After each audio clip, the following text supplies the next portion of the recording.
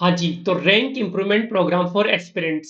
इसका ये नाम क्यों रखा गया है, इसमें कौन-कौन से प्रोग्राम शामिल होंगे, कितने दिन में पूरा होगा, इसकी फीस क्या है, किसको जॉइन करना चाहिए, किसको नहीं जॉइन करना चाहिए, सारी चीज़ें हम डिस्कस करेंगे। ऑफलाइन भी अवेलेबल है या नहीं है। लेकिन उससे पहले मैं आपको एक रिक्वेस्ट करूँगा, देखो मैं तो कॉन्फ्लिक्ट ऑफ इंटरेस्ट की सिचुएशन में हूँ, मैं तो अपना प्रोग्राम बढ़िया ही बताऊँगा।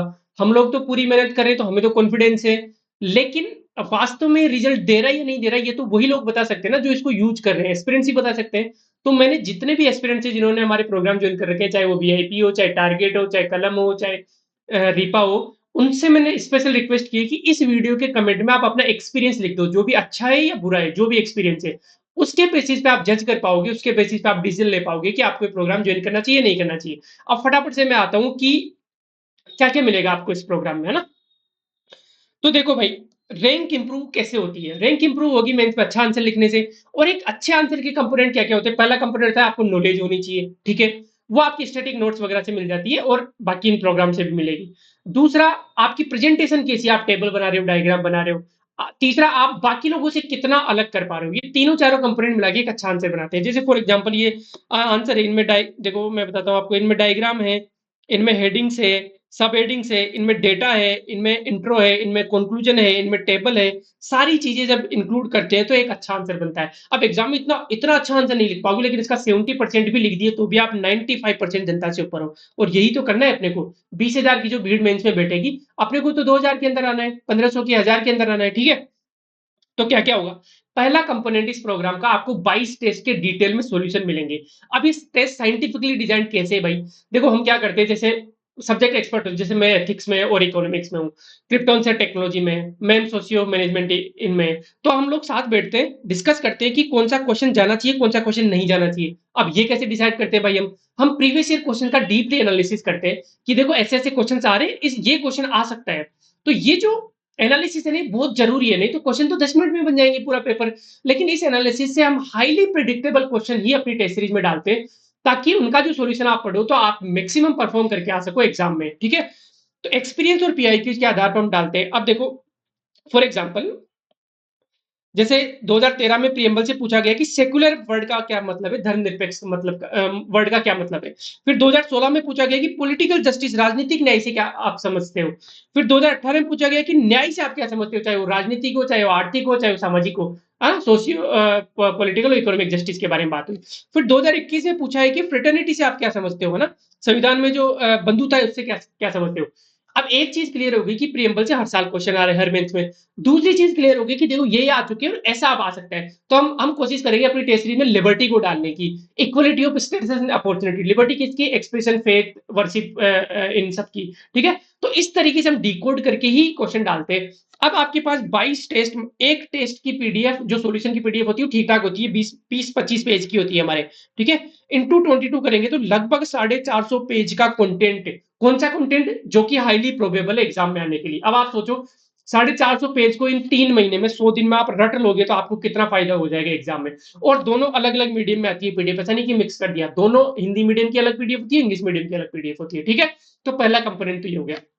दूसरा, जैसा हमने कहा कि हम स्ट्रैटेजी बनाते हैं, पहले हम देखते हैं कि क्या पीवाईक्यू की डिमांड है, कहां से पढ़ना है, कैसे पढ़ना है, तो वो हम स्टूडेंट्स को भी बताते हैं। सॉरी, पहली बार छींक आएगी किसी भी वीडियो में, लेकिन वो नहीं आई, देखो बच गया। तो जैसे हिस्ट्री की स्ट्रैटेजी, बहुत सारे राजस्थान के स्टूडेंट्स को प्रॉब्लम है कि इंडियन हिस्ट्री कहाँ से पढ़े, कैसे पढ़े, सोर्स क्या है, कि कैसे क्वेश्चन आ रहे हैं। बहुत सारे यूपीएससी एस्पिरेंट्स जो आरएस दे रहे हैं, उनको ये प्रॉब्लम कि राजस्थान हिस्ट्री कहाँ से पढ़े, कैसे क्या पढ़े। बहुत सारे को साइंस में प्रॉब्लम है, कोई को टेक्नोलॉजी में प्रॉब्लम है, किसी को सोशियो मैनेजमेंट अकाउंट। इस तरीके से हम स्ट्रैटेजी वीडियोज भी देते हैं, ठीक है? ताकि आप अच्छे से मूव कर सको, आपकी डायरेक्शन सही हो। देखो, गधे की तरह नहीं पढ़ना है, अपने को पढ़ाई करनी है, मेहनत का तो कोई तोड़ है ही नहीं। ऐसा बिल्कुल भी मैं नहीं बोलूंगा कि हम कोई जादू कर देंगे, नहीं, मेहनत तो करनी पड़ेगी। लेकिन एक राइट डायरेक्शन में आपको मेहनत करनी पड़ेगी, ठीक है? और उसके लिए स्ट्रेटेजी वीडियोस होंगे आपके पास। दो कंपोनेंट हो गए।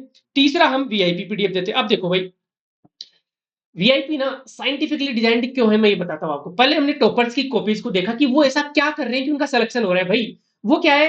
नॉर्मल देखो, स्टैटिक तो सभी पढ़ के जाते हैं, नोट्स तो सभी पढ़ के जाते हैं। वो ऐसी कुछ चीजें कर रहे हैं जिससे उनको एक्स्ट्रा मार्क्स मिल रहे हैं। फॉर एग्जाम्पल देखो, ये टॉपर है, इन्होंने, इनको 2 मार्क्स मिले हैं, 2 में से 2, क्योंकि नोडल कमेटी को बताया है। Main values of civil services, value तो बहुत सारी लिखा है, लेकिन 8 वैल्यू लिखी और नोलन कमेटी को लिखा दिया इन्होंने। नोलन कमेटी एक वैल्यू एडिशन हो गया। देखिए ये टॉपर है, इन्होंने क्लाइमेट चेंज में कितने वैल्यू एडिशन किए, इन्होंने डेटा दिया है, फैक्ट दिया है, आईएनडीसी कीवर्ड दिया है, सीबीडीआर कीवर्ड दिया है, तो ये सारी चीजें इन्होंने बताया है, तब जाके मार्क्स मिलते हैं। आगे चलते साहब अपन, जैसे ये कोई है कि गवर्नर की शक्तियों के बारे में बताओ, तो इन्होंने डीसी वाधवान केस को मेंशन किया है इन टॉपर ने, तब इनको 7 नंबर मिले। 10 में से 7 नंबर बहुत अच्छे मार्क्स होते हैं। मतलब जैसे मान लो एनवायरमेंट पे क्वेश्चन आ गया, क्लाइमेट चेंज पे क्वेश्चन आ गया, तो आप MC Mehta versus union of India mention कर सकते हो। अब आप बोलोगे हम मेंशन तो हम भी कर सकते हैं, हम भी चाहते हैं ये सब मेंशन करना, लेकिन मिले कहां से ये सब? तो हमने वीआईपी में वही किया कि टॉपिक वाइज, जैसे क्लाइमेट चेंज है, क्लाइमेट चेंज के क्या क्या सुप्रीम कोर्ट की जजमेंट है, क्लाइमेट चेंज के कौन कौन से एसडीजी है, क्लाइमेट चेंज की कौन कौन सी स्कीम्स है, क्लाइमेट चेंज के कौन कौन से डेटा है, सारी जगह एक जगह कंपाइल किया हुआ है। इस तरीके से टॉपिक वाइज आपको वीआईपी में पीडीएफ दी जाती है, ठीक है। तो जैसे एग्जांपल्स हो गए, कोर्ट्स हो गए, कमिटी हो गए, पर्सनलिटीज हो गया, स्कीम्स हो गई, ऑर्गेनाइजेशन हो गया, कॉन्स्टिट्यूशनल आर्टिकल्स हो गए, कीवर्ड्स हो गए, सुप्रीम कोर्ट की जजमेंट हो गए, एसडीजी हो गया, डायग्राम्स हो गए, डेटा फैक्ट हो गया, रैंकिंग हो गया, ये सारी चीजें हम किसमें देते हैं? आपको वीआईपी में देते हैं। दूसरा कंपोनेंट हो गया, मतलब जैसे मान लो ये क्वेश्चन आ गया कि गैर परंपरागत ऊर्जा के विकास का विवरण दीजिए। अब 10 नंबर का क्वेश्चन है, आपको इंट्रो देना है। इंट्रो में आप लिख दो कि राजस्थान में जो 65% जो ऊर्जा के जो स्रोत है वो गैर परंपरागत है, रिन्यूएबल है ना। जैसे कि लगभग 35 गीगावाट टोटल इंस्टॉल कैपेसिटी, उसमें से लगभग 18-19 तो सोलर ही है ना। उसके बाद में 5-6 विंड है ना, और फिर लास्ट में 250 के आसपास मेगावाट के 50 बायो। अब ये कहां से पता लगेगा? ये सब आपको वीआईपी पीडीएफ से पता लगेगा। जब ये डेटा आप देखा होगी तो आपके मार्क्स आएंगे, सीधी सी बात है, ठीक है। आगे चलते हैं। उसके अलावा क्या है भाई, एक बार मैं चेक कर लेता हूँ यार सब कुछ काम कर रहा है नहीं कर रहा है। अभी अटक गया था, मुझे दोबारा शूट करना पड़ रहा है वीडियो, ठीक है। ऐसा हो जाता है कभी कभी। हाँ तो हेलो हेलो, हाँ तो काम तो कर रहा है, देखो ये थोड़ा थोड़ा अटक रहा है, देखते हैं कैसा जाता है ये, ठीक है। पेपर 4, अब देखो पेपर 4 पे हमारा स्पेशल एम्फेसिस है, क्योंकि हमें पता है पेपर 4 की इंपोर्टेंस। जिस दिन लास्ट दिन रिजल्ट आता है ना, उस दिन पता लगता है कि यार काश 20 नंबर भी ज्यादा आ जाते ना पेपर 4 में, तो मजा आ जाता, ठीक है।